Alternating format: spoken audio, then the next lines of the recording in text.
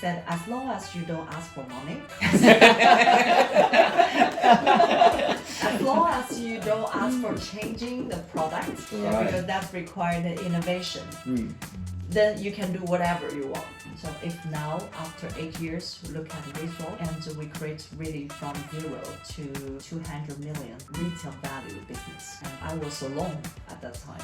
I think for this experience, 8 years experience, I'm able to do any project from 0. Today we're talking with Chloe Zhao, the commercial manager for Orkla Group China, the biggest Scandinavian fast-moving consumer and good company there is, with over 200 brands in their portfolio. She has over 10 years of experience in the industry in China, having brought in brands like Jordan toothbrushes and Möller Tran, bringing the business from 0 to 200 million renminbi in retail value. Today, we are talking about how to build a brand in China, how to balance your sales channels. We also talk about how the market develops and what is happening. And lastly, what can you do about it and how can you follow up the market trends to take the best advantage and succeed in the market. Here's our talk with Chloe Zhao. Welcome back to the Panda Profits podcast with Daniel and Simon. Welcome here. Today we have Chloe with us, who is working for Orkla and have launched multiple brands under the Orkla umbrella into the Chinese market. Maybe you can start, just shortly introduce yourself. Okay, thank you for inviting me here. First I will introduce myself. I'm Chloe. I have 10 years working experience in the FMCG industry, and mainly for helping international brands coming to China. First, I did my bachelor in Shanghai, and later I had my management training in Hermes. It was back in 2010. Yeah, and then I feel like, everybody can speak French to work in the luxury industry. Yeah, I really want to advocate myself to be in this industry and develop from a very young novice. And then I decided to have my further study in France. So I did my first master in France and in the international trading and the economy. And that's where I also stayed with a local French family as an au pair and learned French from the local family. Yeah, and while living in France, everybody was talking about Scandinavia 10 years ago. Yeah, you hear about IKEA and then you hear about the lifestyle. Then I'm also so curious. So I feel, maybe I should tell my mom that I don't want to immediately work. I want to have my second master. So I think this is reflecting my generation. Yeah, you might also meet many Chinese study abroad, like similar age as myself. And we have very similar background. Like our parents just say yes to the education. If the kids want to study, they will just make all the efforts. To study. Yeah, that's why I ended up like asking more money from my parents and go to Sweden and had my second master.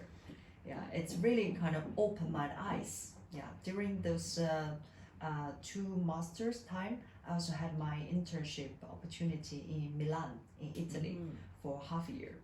So I work also for luxury brands, and it's called Sergio Rossi, Gianvito Rossi. It's a shoe brand. So I feel, I should really think about developing my career in the luxury industry because of my relevant background. Then my life changed after I moved to Scandinavia, Simon's hometown. It's really it's so different. Even though people think about China, it's China.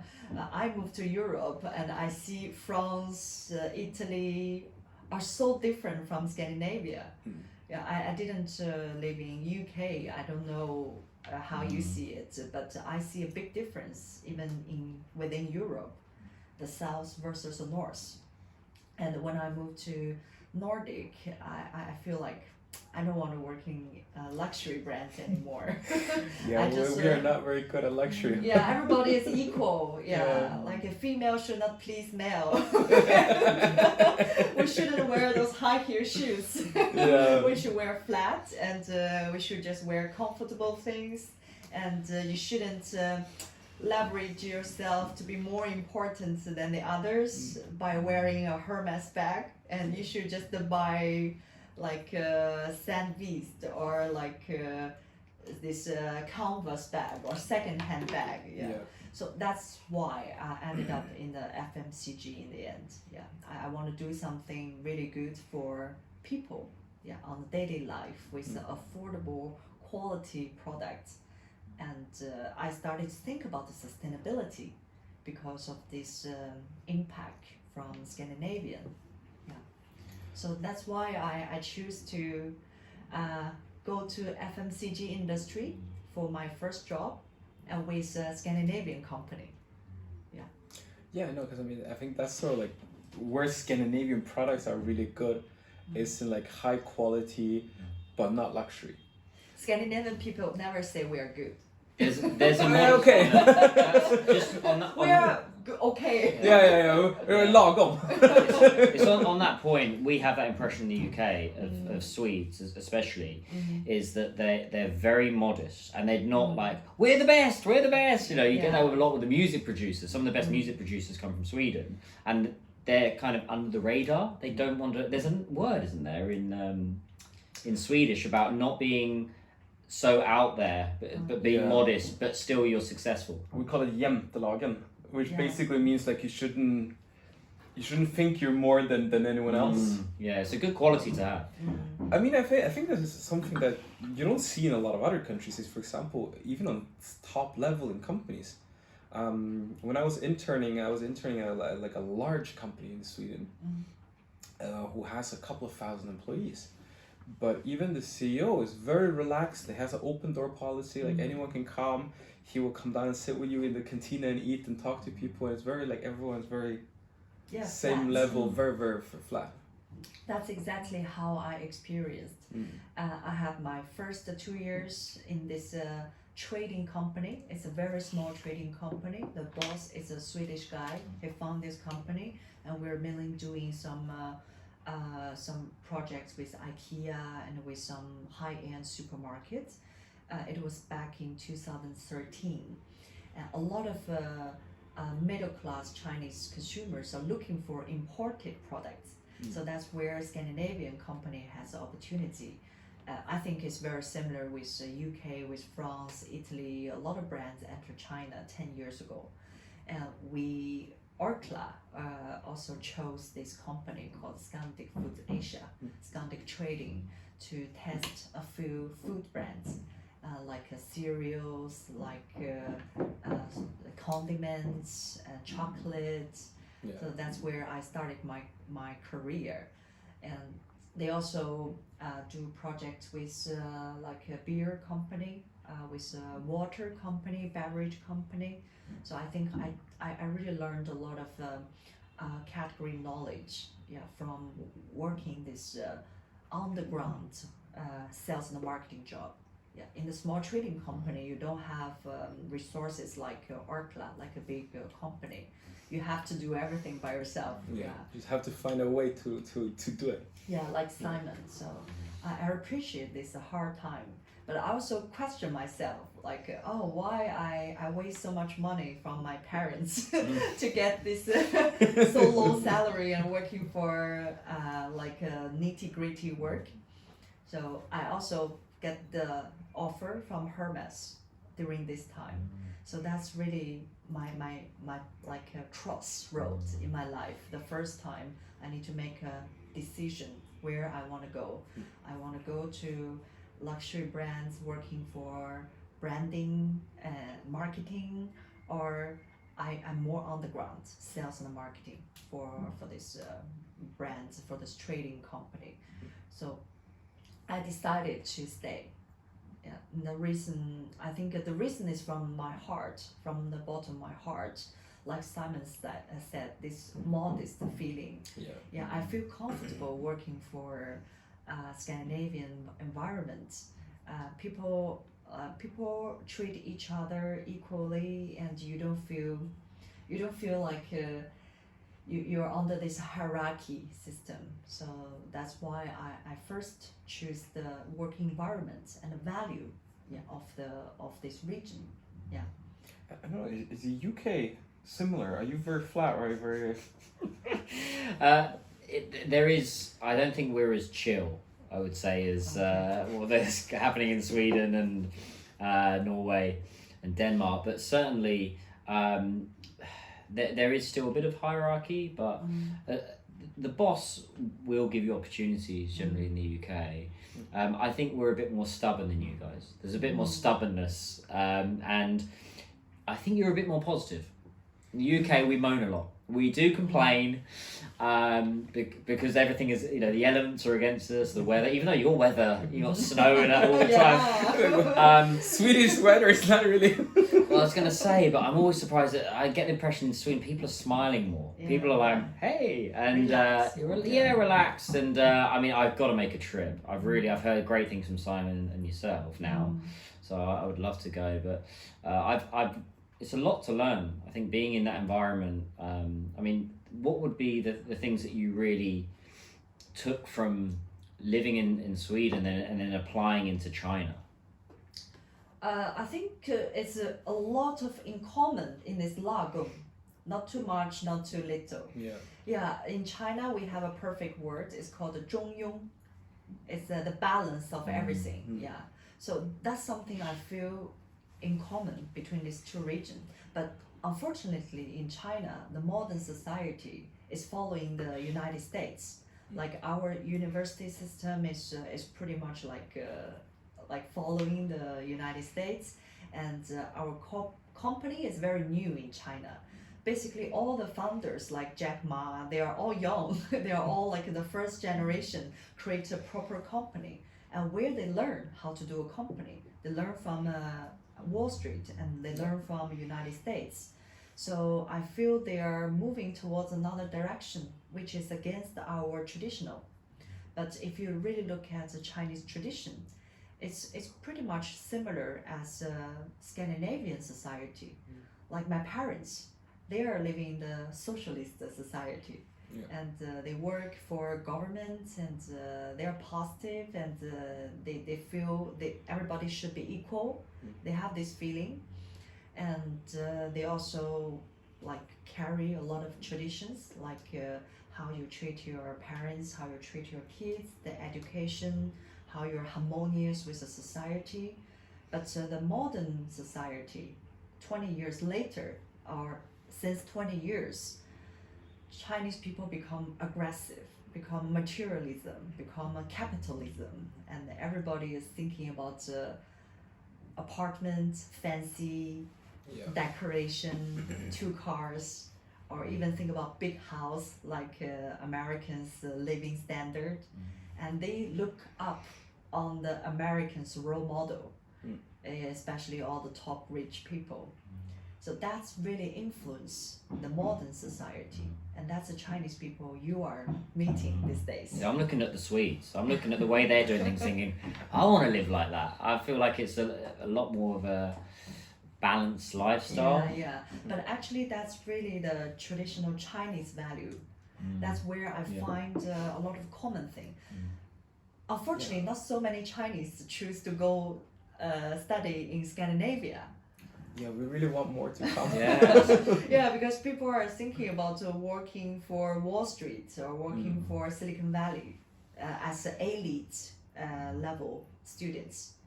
Yeah, they are so influenced by the media, I think it's by this common value from the top of the world. If you look at the world as pyramids, someone on top of the pyramid, they are pounding down a value that's influencing the elites all over the world. Yeah, so that's how I feel. But when I study and lived in Scandinavia and now work in Scandinavian company, I feel that's a real thing that can be connected to Chinese culture. Yeah. No, that's actually a very good point, because I mean, you see a lot of the Scandinavian companies, they care a lot about their environment as well, not just the planet, but if you look at a lot of the companies even under Orkla's umbrella, our factories in this city, we have a responsibility to this city, to make this city be a good place to live, make people happy here, and they have a much more like long-term view on this. Okay, if we make the people in the city happy, that will attract more people. That will be good for our company to grow out. Yeah. And I think that is something you don't get everywhere. Yeah, when I joined Orkla, when Orkla founded International, they see the opportunity and they want to say, let's be serious about this business. So they hired me from the end of 2016. So until now, it's been 8 years almost. So I've been working for Orkla. Wow, it's loyal. It's very loyal. So you can imagine, a lot of people working for Orkla, it's like 20 years plus. Yeah, especially the factory people, like Simon said. Yeah. They work as a trainee when they're young, and then they continue their whole life because they feel so attached to this region, to this company, and also they feel the sustainable development of themselves. Yeah. Like very much like, okay, the company will take care of you, so you take care of the company. Yeah. It's very common in Sweden, actually, especially like Orkla. You hear people Comparatively, who stay there pretty much their whole life. yeah, like Orkla's competitor is Mondelez, Unilever, and P&G, and they use this global sourcing system. So when they started the brand, maybe from United States, and then they quickly built factory in these regions where they can get cheap labor and cheaper resource, and so they started to kind of take the benefits from the poor region. But Orkla always stay in Scandinavia. Orkla owns 110 factories and all in Scandinavia. Yeah, so it's very surprising why they make this choice. So if we look at the cost, Orkla has a quite high cost versus Unilever, and the margin is lower. But I think maybe it's time to think about why you want a higher profit margin and why you want an extremely high growth rate. Yeah. Yeah. So if your employee is happy and if they are still innovating something good for the consumers, for the society, I feel maybe that's good model. Yeah. It's a pretty. Yeah, I started reflect a lot of things since I joined this industry for 10 years. It's very interesting because one of the things that I've heard from some investors that I met in China, both from China and from US, is the reason why they like to invest in Scandinavia is for this exact reason that, you know, we have this more holistic thinking. So even though the cost is higher short term, long term you get a lot less cost. You have much less people just rapidly leaving the company, or these really big events don't come as much. Yeah. Because most people who, like, if you work for a company like Orkla, they will take care of you your whole life. Everything is taken care of, hospital, kids is taken care of, everything is fine. You just You see a lot of male colleagues, they carry their kids, baby, to the conference, to the big conference. It's very often. Yeah. We need more of that in the UK, I think. We need, yeah. Yeah, you probably need to wear a suit with a tie to be like a bossy. I even see, like, on the conference, like you said, you get, and then someone comes in with a suit on, and then the next minute you look like, oh, this is the same guy. Yeah, now he has a baby Bjorn and has standing with his kid talking business. yeah, exactly. It's very common. Yeah. So how did you guys meet? We met through Innovation Norway, which is the sort of Norwegian, kind of like Chamber of Commerce, not really, but sort of. They had an event where you were speaking online, and then I reached out and said, hey, I am also coming to Shanghai. Can we meet for coffee? And that was it. Right. That was 4 years ago. Yeah, 4 years ago. What was your first impression of Simon? I feel we are pretty similar. Like the way my first impression is based on the business. So from the business perspective, I think we have similar backgrounds. So he's starting as a trading company, doing a lot of nitty-gritty work, category, chocolates, coffee, beverage. Yeah. It's exactly what I did when I started. And he's struggling with brands who wants to succeed in China, but maybe he's not lucky enough to have a good brand to work with. Yeah. Some of them are working. Yeah. Yeah, like but Orkla, we can't say we're so different from others, even though I suffer a lot when I'm working for the trading company. The suffer means no support from the brand owner, and no innovation support, and no marketing budget, and people don't care about export market because that's just their job. And I feel, oh, if I join Orkla International, so now I should make a change. Yeah, I know all the problems that the company needs to solve. So I was so ambitious when I joined Orkla. At that time, I was 26. Yeah, I was 26 that year. I dared to write a business proposal to my boss who hired me. My boss is very experienced. At that time, he was he worked for Panda, Marlboro, yeah, the cigarette. And Oh, also Marlboro. Coca- Right, Marlboro. yeah, also Coca-Cola. So he's a very experienced international sales background. And when he see a Chinese girl, 26-year-old, and he hired me, just want to be a researcher, to help him to get some information. But I write very big business plan. Of your own initiative. Yeah, my Right. own initiative. Yeah. Yeah. So I think it's a Scandinavian environment give me this encouragement. I feel no one say like young or female or little girl should not do this and that. Yeah, I don't have this barrier. So I proposed this to him. So he feel, oh, that sounds pretty rational. And he said, as long as you don't ask for money, as long as you don't ask for changing the product, yeah, Right. because that's required innovation, then you can do whatever you want. Yeah. So basically, as long as you don't ask for the two most important things, you can do it. Yeah. So I feel, wow, it's good. I have a table of products I can choose. Yeah. We have different category.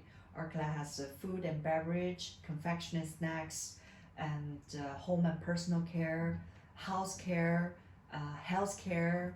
So we have different category. So we want to choose the product that we can enter market with no money and with no innovation. So among this, I chose two brands, and one is the oral care, and it's called Jordan, and another one is the fish oil. It's the omega-3 healthcare brand. I think that's the Chinese consumer needs from Scandinavia. And of course, it's a lot of methodology. If you ask me why I choose these two brands and with these products, it's a lot of research and a lot of insights and studies we did.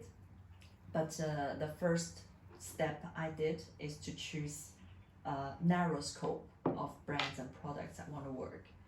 So if now, after 8 years, look at the results, and we create really from 0 to 200 million retail value business. And I was alone at that time. So did you say to him, by the way, I want 10% of this? You can't pay me right now, but 10% of the 200 million, was that on the table, or was it like... Every year I did this.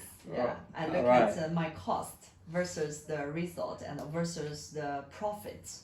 Because from day one, Orkla has profits. We have a good margin, and we start to accumulate marketing budgets, and then we invest from the money we accumulated.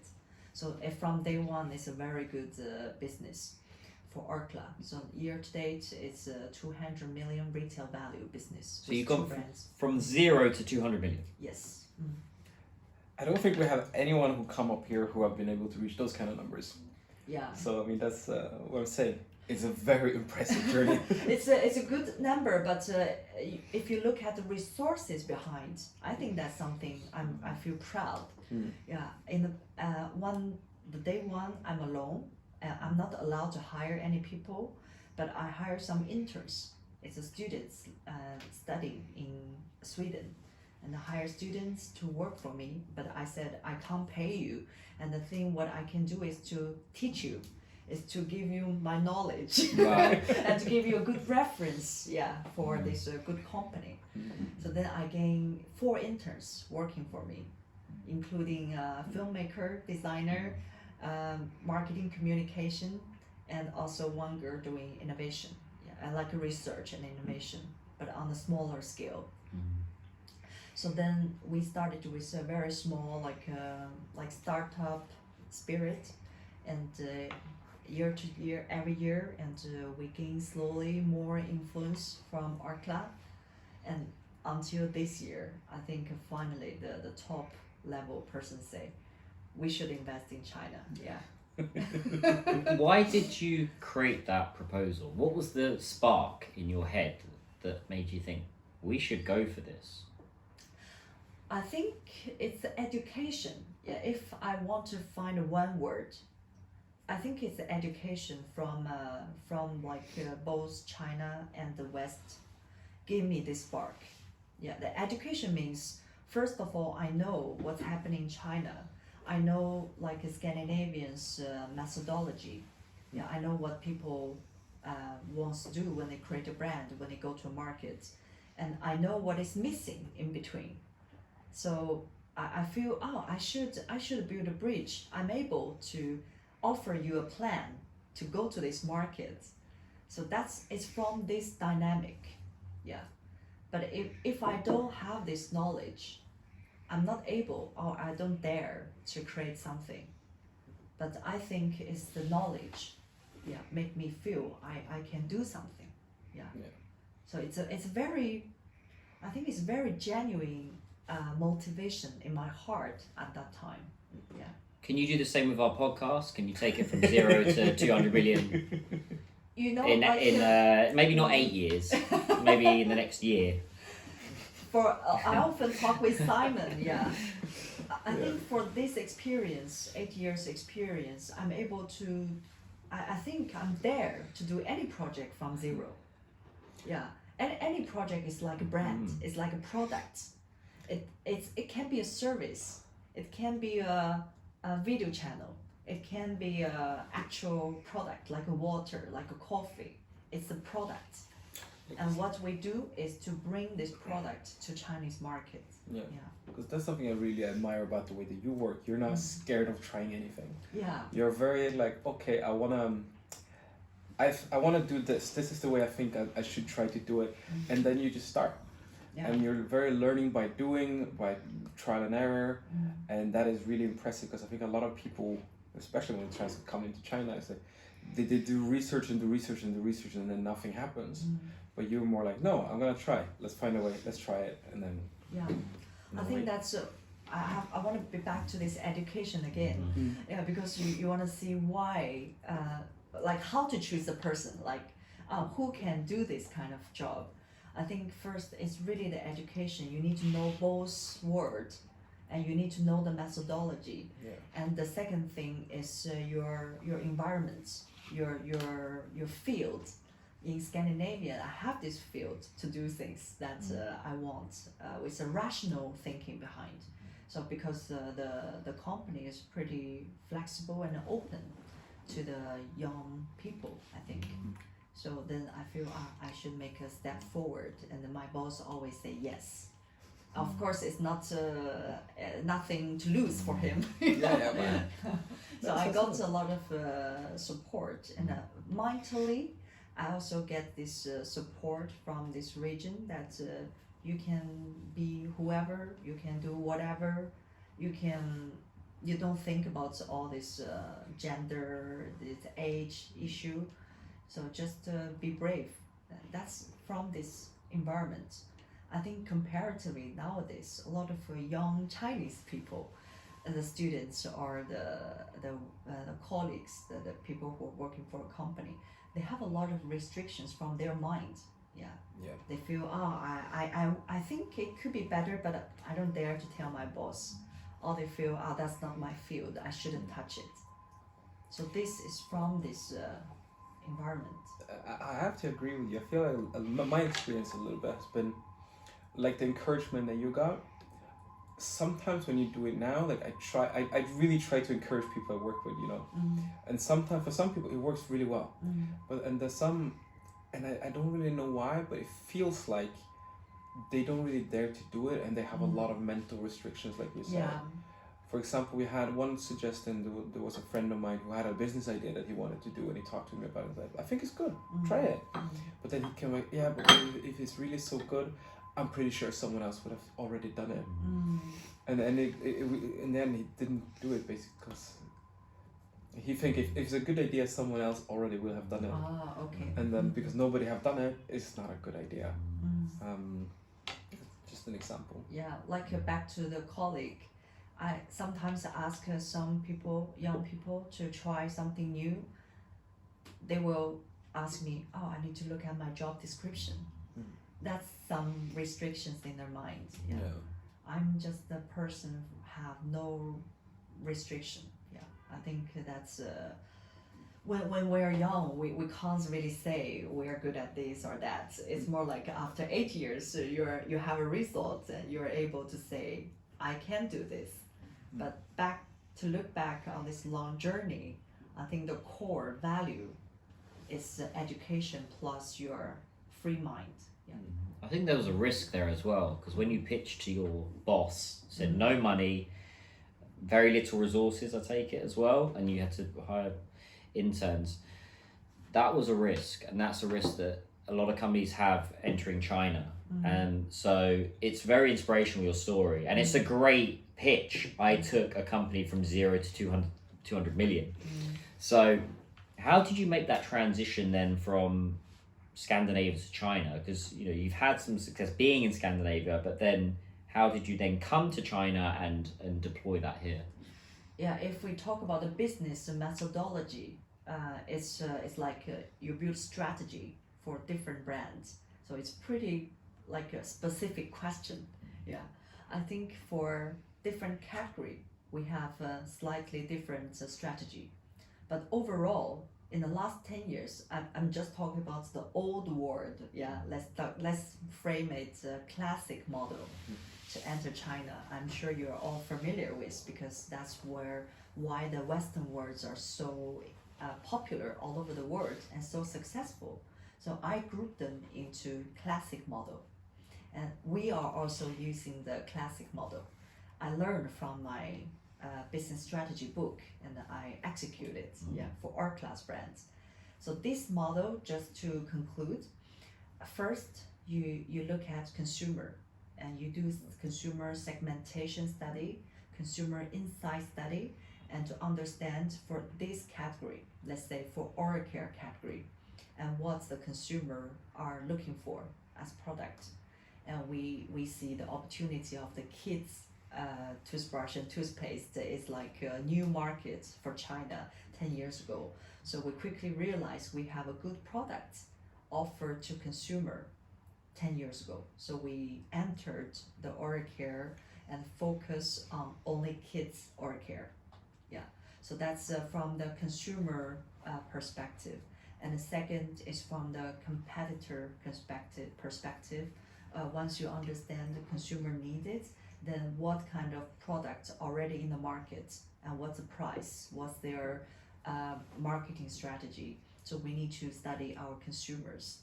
And after we understand consumer and competitor, we can position ourselves. So it's really like a classic marketing tool. You position yourself with your target audience, with your price strategy, and then you make a launching plan. You make your brand emotional. Yeah, it's kind of emotional approach, with a key visual, with a lot of advertising, with a poster, POSM, and then you started to run sales and marketing execution. Yeah, and for the sales part, I think a lot of foreign brands choose to use a distributor in China. If you don't build your own sales team, you need to use a distributor who can help you to enter online store and offline store. So you get traffic, and at the same time you need to support them with your marketing activities. Like online, it's a lot about live stream, it's about kind of collaboration with a key opinion leader. And for offline, it's a lot about point of sales material, offline display. So it's very standard and classic model. And even though we don't have big budget, we still need to do this 360 launching for niche group that we find. Yeah. So we started with a very niche consumer group, like a mom buying oral care for the kids. Yeah, from like 1 to 3 year old. So that's really niche. And really specific. Very, very specific, yeah. Because we don't have budget, we can't go a large consumer. You can sell toothbrush for everybody in China, everybody needs it, but we don't have the budget to be Colgate. So we have to focus, yeah. So I think that's a very good result we see now that in these consumers we have a good product offering the functional benefits, and this is Scandinavian emotional brand feeling, give them the emotional benefits. So that's how we are able to grow, yeah, this oral care, kids oral care category. Yeah. But if we talk about the omega-3 fish oil, it's also same methodology. We use it to define the target. We can approach adult omega-3, the capsule, which is a very standard, and we can also go with kids. So we also choose kids. We go with the kids more like a jelly, like a chewing candy for kids. So we also created a quickly business. Yeah. So it's a lot of precise target and precise position for this target, and also relevant execution on the sales and the marketing. Did you find there was a correlation between the two products, so you could sell them almost as a package, or they were clearly two, because it sounds like the same consumer, right? Same consumer demographic. So were they completely separate products, or you did find that, you know, if someone's going to buy a toothbrush, they're probably going to buy the omega-3 jelly chewies as well? Yeah, it depends on the sales model. And for omega-3, it's a pure cross-border sales model.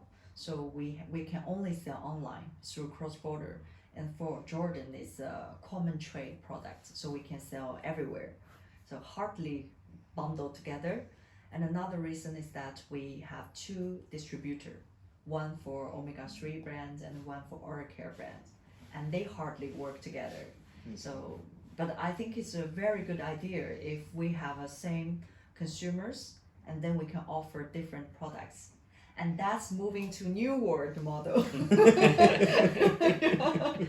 That's, I think that we already briefly talk about it. Like when we create our own accounts, you basically have your consumers, and you want to bring value to your consumers, and you can sell. Let's say you have 10,000 moms as a follower.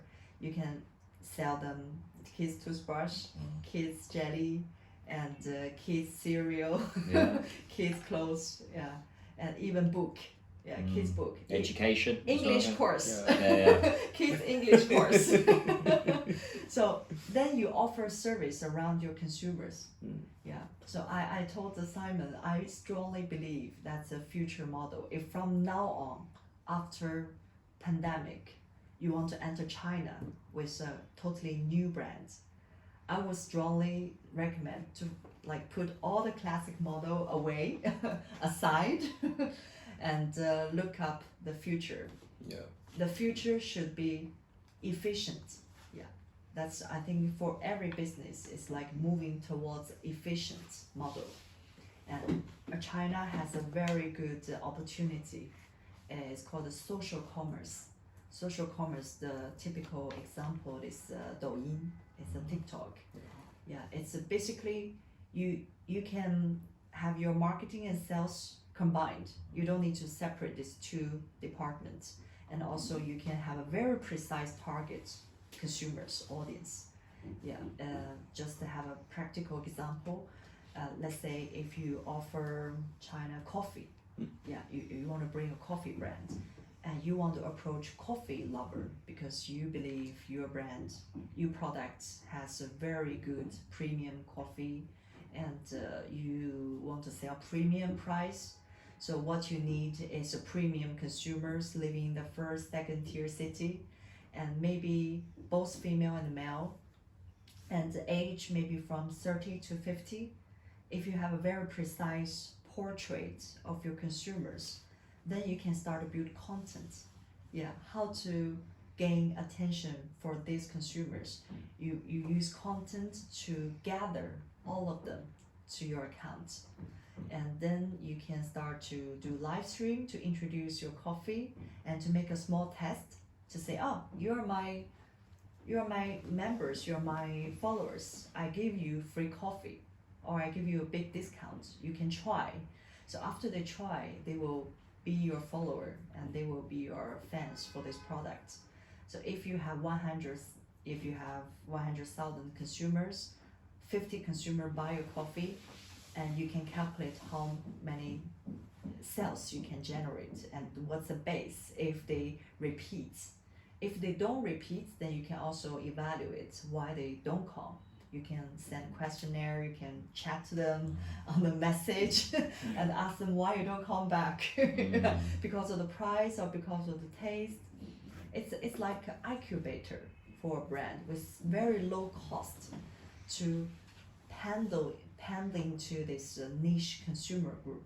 Yeah, I think you can slowly build this group on TikTok until 1 million. Yeah, and with this 1 million, you do whatever you want in the Chinese market. You are invited to go to offline store. You are invited to open your store on Tmall and on JD. You are invited by this top KOL like Li Jiaqi. He will come to you, he will beg you and say, oh, I also want to sell your coffee. So instead of actually just focusing, if I understood correctly, like, instead of focusing super heavy on the brand account, you should maybe also focus on the person and the sort of aspects around it to try to build a community that they will follow and that they will bring up, and then once you have that, other people will come in and I think it's back to the value to consumers. Yeah. It's like what they want. And if a coffee lover, they want to know how to make coffee and how to tell different coffee quality and how to understand a coffee bean and where it's from, the supply chain. They want to know everything. So then you offer this valuable content to make them feel they want to come back to your channel. And they also trust you. You are a real coffee master. You understand this product. And then you can tell them this one is you trust me. This one, after the knowledge I gave to you, I'm the one who bring you the best coffee. So I think. So you gave the example of Li Jiaqi earlier. So what was successful about working with him, and why? Because you recently did a live stream with him and your sales were considerable, let's say. So do you want to break down why that was good and why that's very important for brands entering China, that live streaming is pretty much a must? You've got, if you're selling a consumer brand, using KOLs and live streaming is a really important weapon in your arsenal. I would say if you are desperate, you have to go with live stream KOL. So our brand's not desperate. Okay. Yeah. But I mean, it's still a good point. Can you elaborate a little bit? I'm exaggerating it. Of course. I want to say, if you don't have, the ideal thing is that you know your consumer, you have your own consumer community, and you understand them, and so you can already offer them the valuable products as a KOL yourself, and that's an ideal way. But many brands, they don't even know social commerce model. So they are like, I don't know where to find sales. I don't know where to sell. And I don't know my consumer, how to catch them. If you don't have this ability, you have to use some other KOL. You have to use others' follower to test your products. So that's why we need to go to those live streamer. You can use a live streamer who talk a lot about food, and then maybe they have some consumers. Part of the consumers will be interested in coffee, and you can also use Austin, but he has has a large fan base. So maybe 10% of the fans also like to buy coffee. So that's a value from this influencer. But it's also depending on how precise you find the one that can be good for your product. So you need to look at their consumer portrait. Yeah.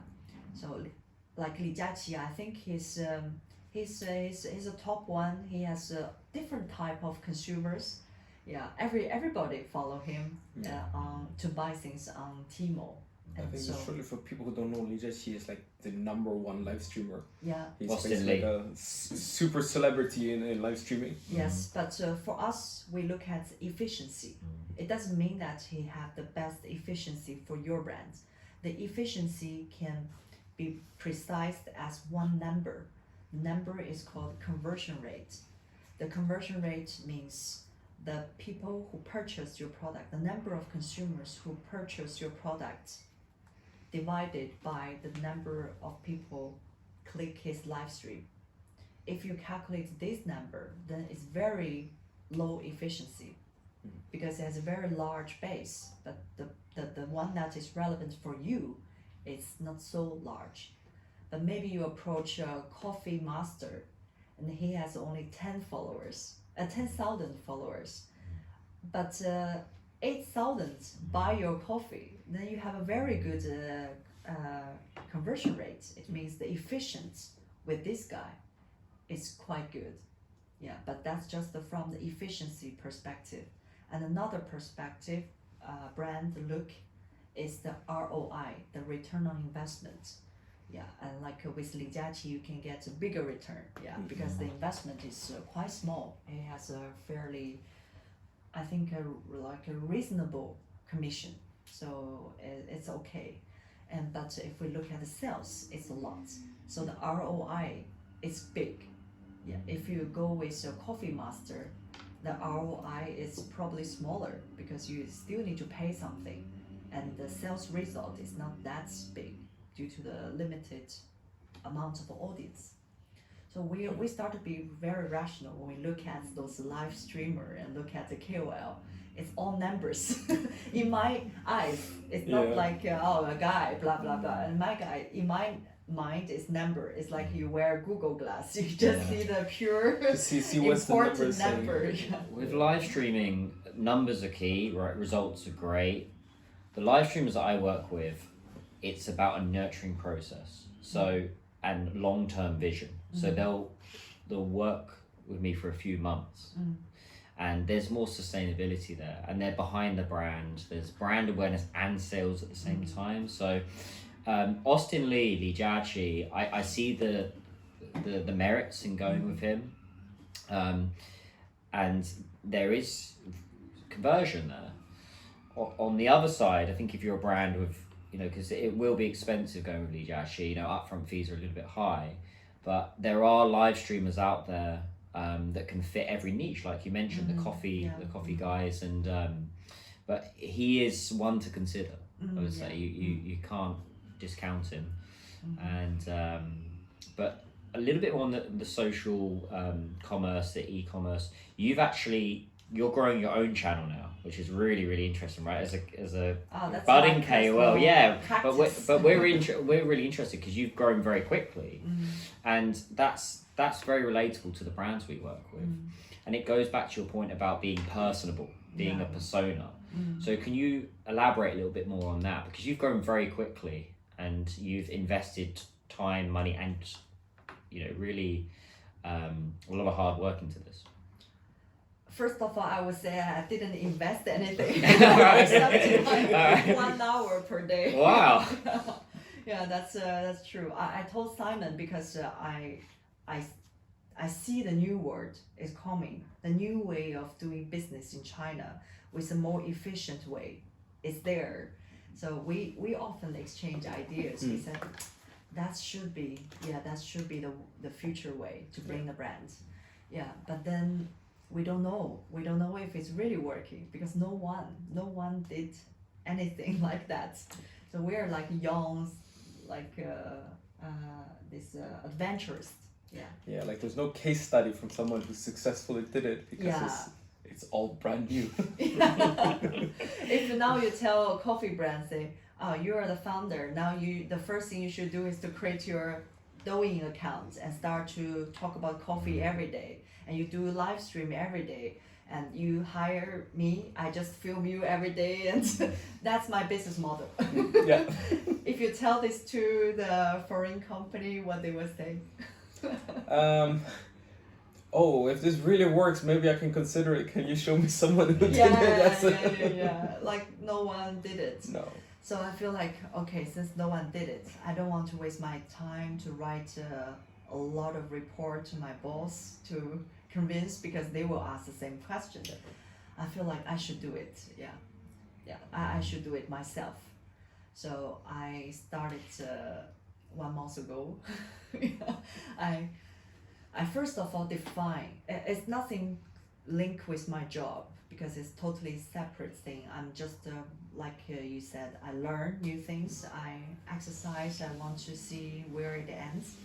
Of course it will benefit my actual work, but now I am learning.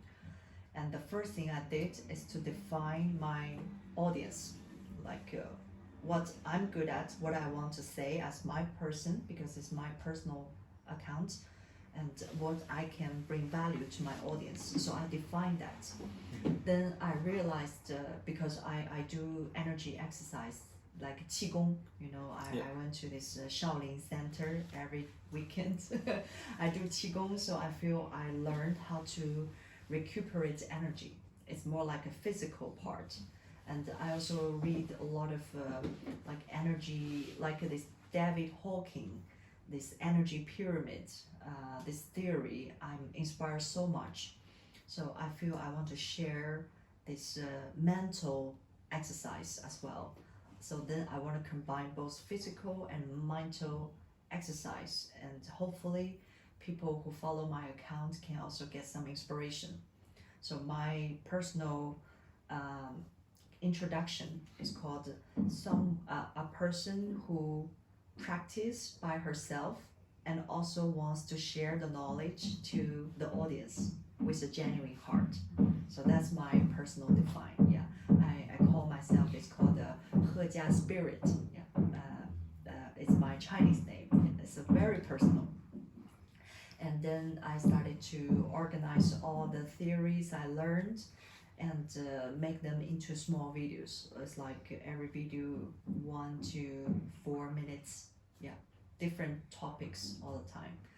And I prepared like one video a day. It takes me like 1 to 2 hours. I think normally people have time to watch this kind of video before they sleep. So I set a target that I need to post the one video every day at maybe 10:30 to 11. So that's when I started. I prepared all this.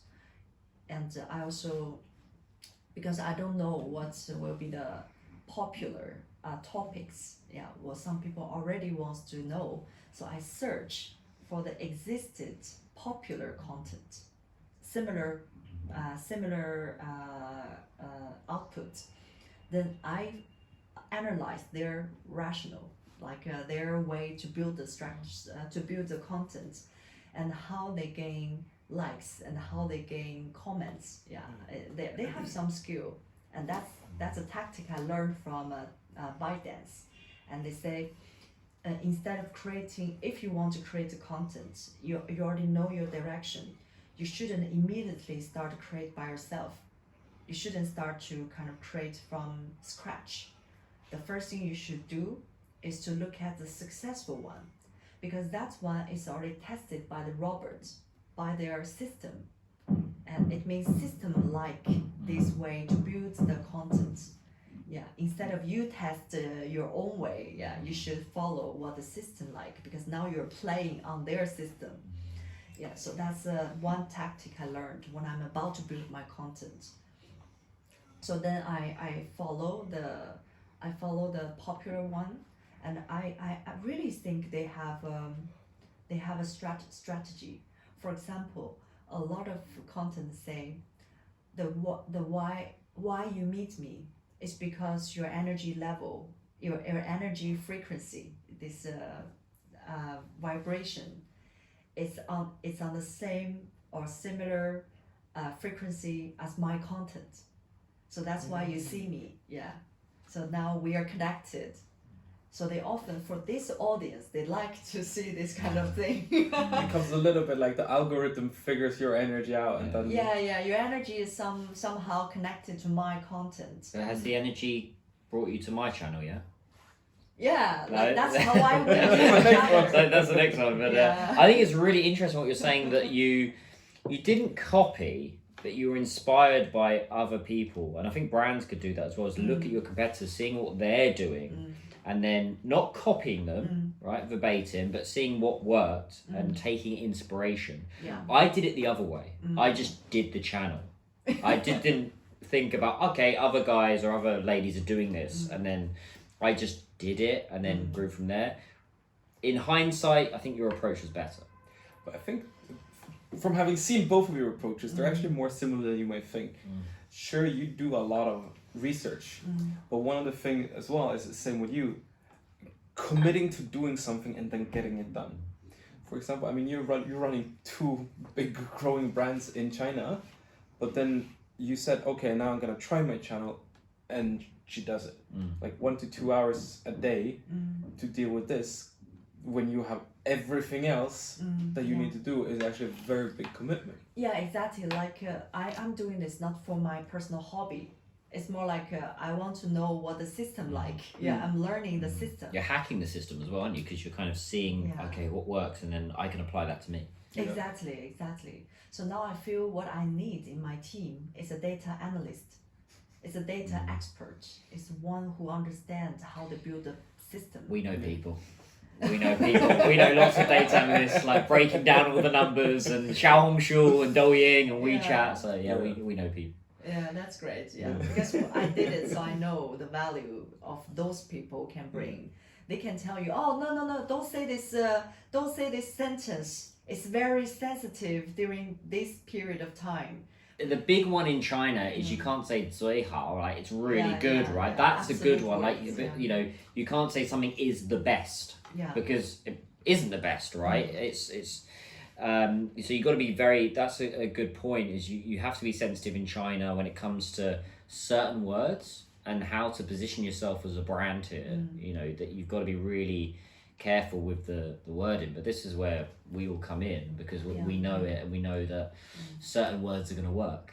I think that's a big one. But the harsh part is that the ByteDance people told us, when during the training, they told us that just give up on finding the logic in their system, because it's changing. They're upgrading every day. So even themselves, they hardly tell you 100% is working. So the most efficient way is still to look at the popular one, but you have to look pretty frequently, like every week you need to review what is popular around this week, because their system is changing all the time. So that's what I did.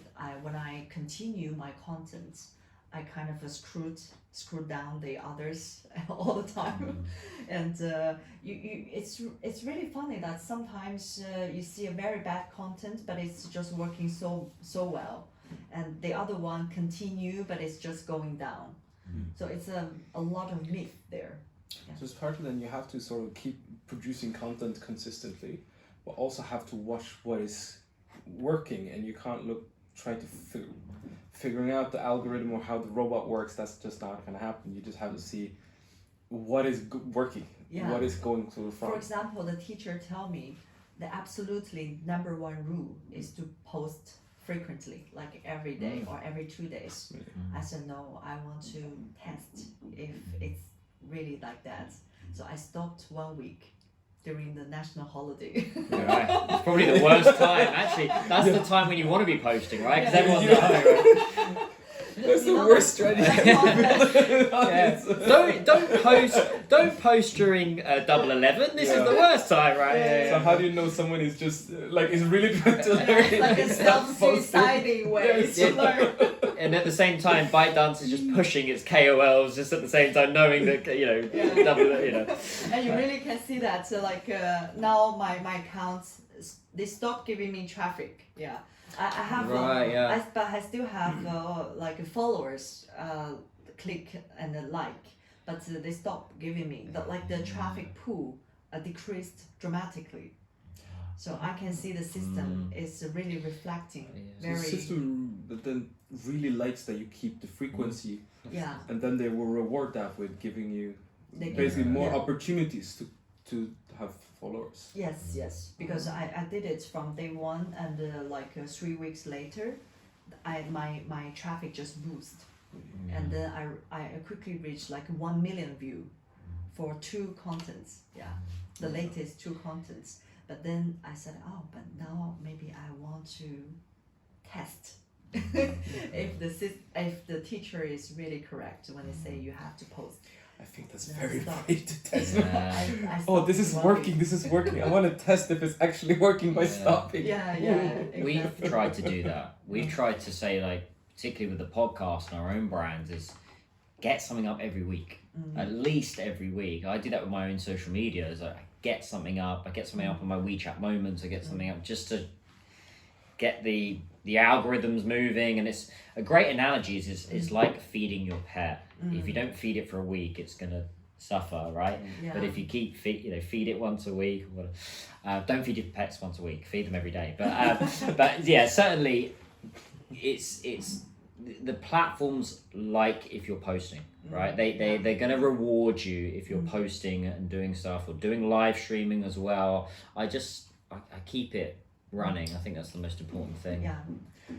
I'm thinking just to try to tie this back to people who are if you're sitting in Sweden or wherever UK. Or the UK, and you don't actually have anyone here to do something. How could a brand, for example, try to leverage this? If you're as most people are when they're sitting in Sweden and running a brand, they don't speak Chinese. They're not here. How could they kind of use this social commerce in a new sort of way to do something, basically? I really have the reflections these days after I have this brand experience, sales and marketing, and create a business for the brand. And plus, now I have this my own social commerce model account.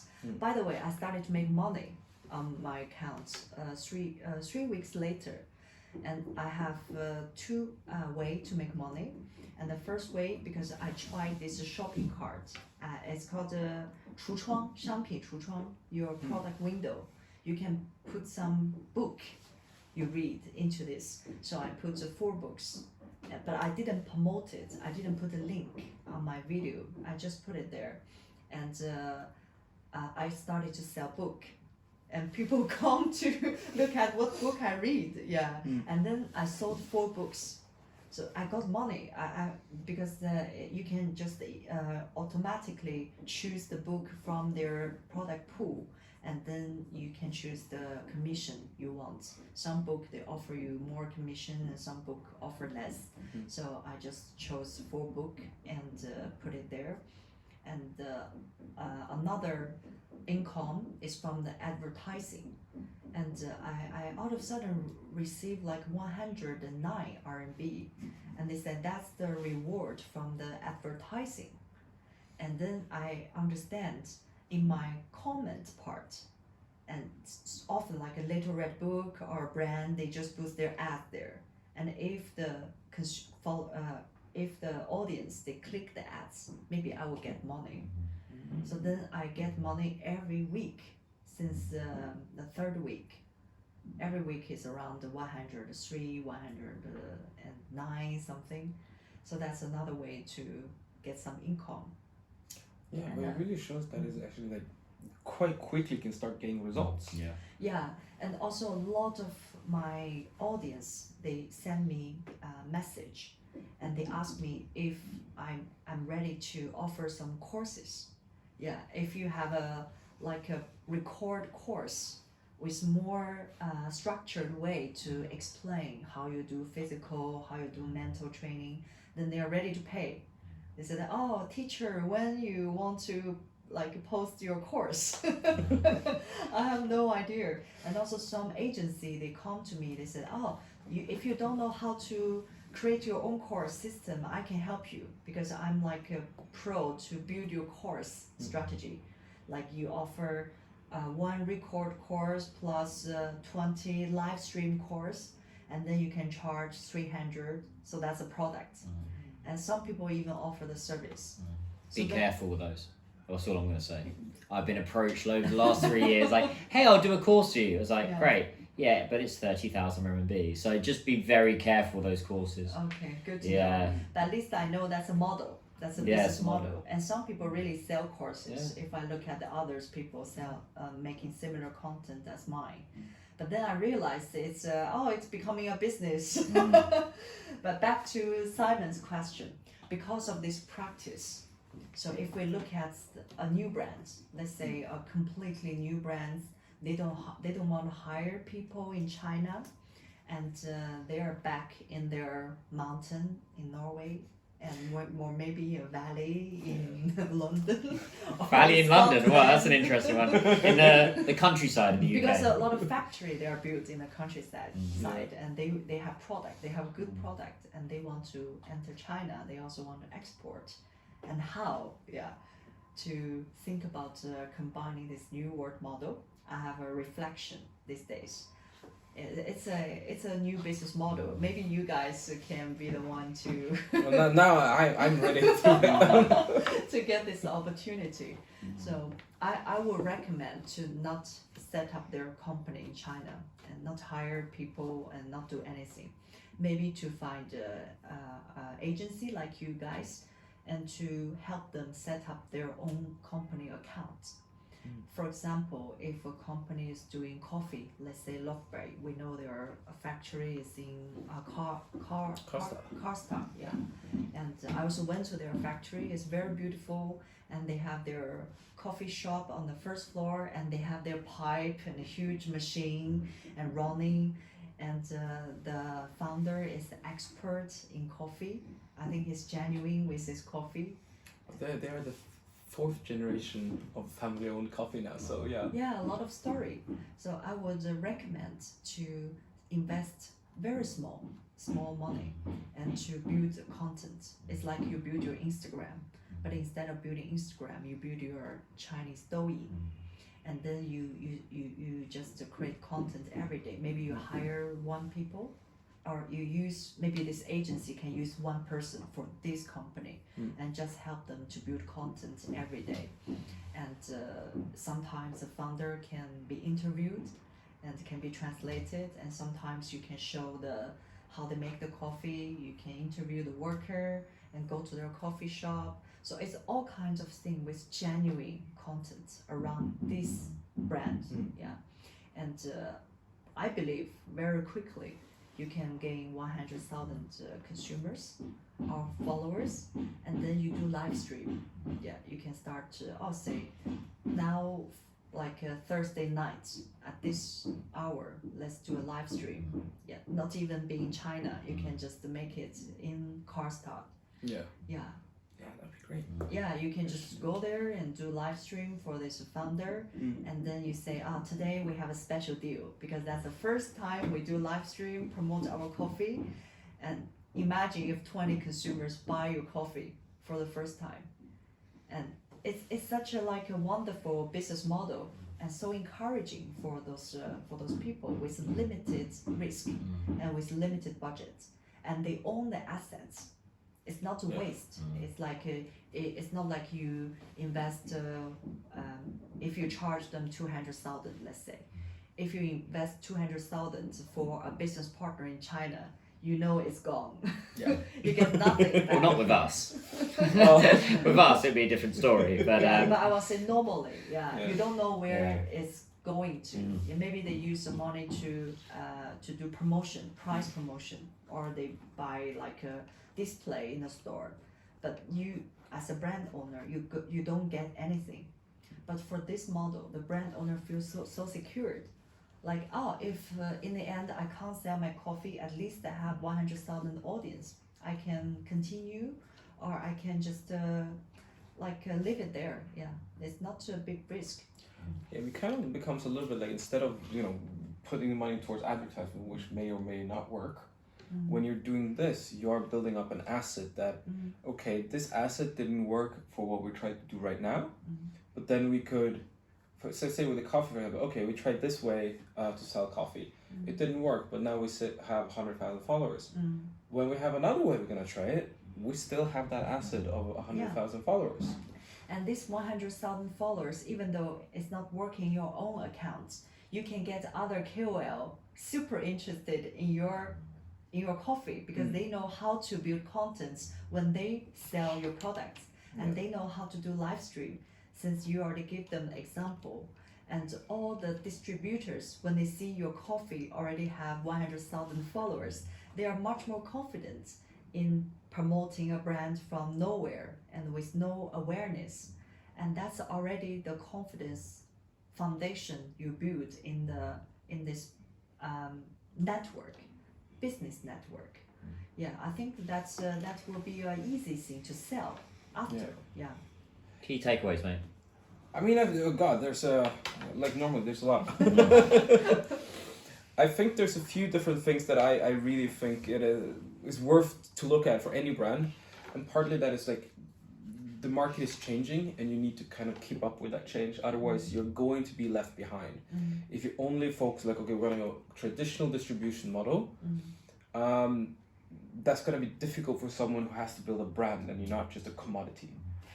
The second thing that we just talked about now that really hits me is, you should consider your followers and the content you're making more like an asset. Like, it has a value. It's not like, okay, we're building up this account and it's just far away, we don't know what it's for. No, if you're building up a following, that is really an asset. How to value it, I don't know, but it's really something that, even if your project now doesn't work, it's something you take along with you for the next one. Yeah, and for example, if they don't buy your coffee and you make a coffee cup, maybe you sell a lot of coffee cup. Exactly. Or coffee machine. Yeah, but if you do an advertisement campaign and they don't buy your coffee, then all of that is gone, pretty much. And then you have to do an advertisement campaign for the coffee cup. So that, I think, is really something that I'm definitely going to take with me.